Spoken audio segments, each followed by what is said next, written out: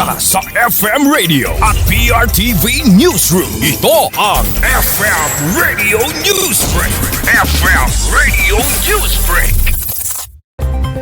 Magandang tanghali, ako po si Cherubim Ganaden at narito na ang ating maiinit na mga balita. Nagbigay pahayag si Attorney Jesus Falsis, isang public interest lawyer at political vlogger, na isang kalokohan ang pahayag ni Batangas 1st District Representative Leandro Leviste na nasa ilalim ng de facto martial law ang bansa. Ayon sa kanya, isa itong kalokohang pananaw at walang basehang paninindigan. Kinumpirma din niya na siya ay hindi supporter ni Pangulong Ferdinand Bongbong Marcos Jr. pero tahasan niyang sinabi na dapat tignan ni Leviste sa lente ng mga Marcos Sr. martial law survivors kung saan maraming human rights ang nalabag noon na hindi naman nangyayari sa kasalukuyang administrasyon. Sa katunayan anya, marami ang mga nanunuligsa sa presidente, kasama na dito ang mga DDS vloggers at iba pang mga individual na against sa pamamaraan o kaya pamamahalan ng presidente sa bansa, pero tahimik lang ang gobyerno at walang napapaulat na nakakasuhan.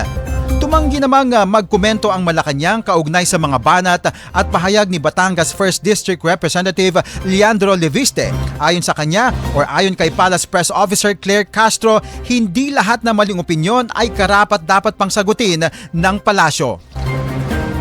FM Radio Newsbreak. FM Radio Newsbreak. Samantala, tinanggal sa kanilang trabaho ang 4 na empleyado ng DPWH Samar 2nd District Engineering Office na naka-assign sa Maintenance Department dahil sa di umano'y ginagawa nitong illegal na aktibidad sa ipinapatupad na load limit restriction sa Calbiga Bridge.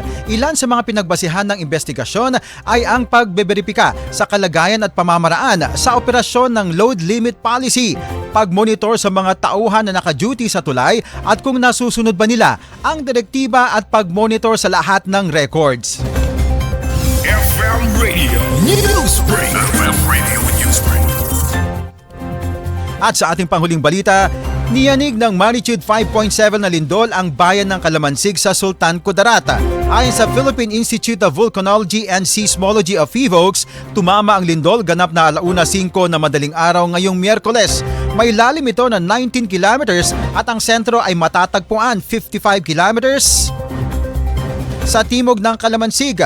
Naramdaman naman ang Intensity 4 sa Lebac at Palembang, Sultan Kudarat, habang Intensity 3 naman sa Norala, South Cotabato at Esperanza, Sultan Kudarat.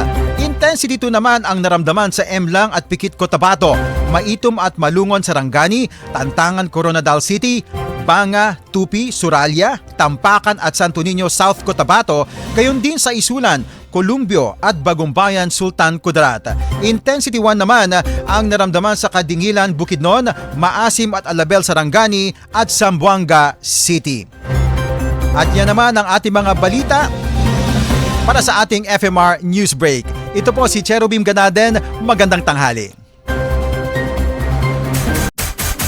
Inyong narinig ang FM Radio Newsbreak dito sa FM Radio, Favorite Music Radio.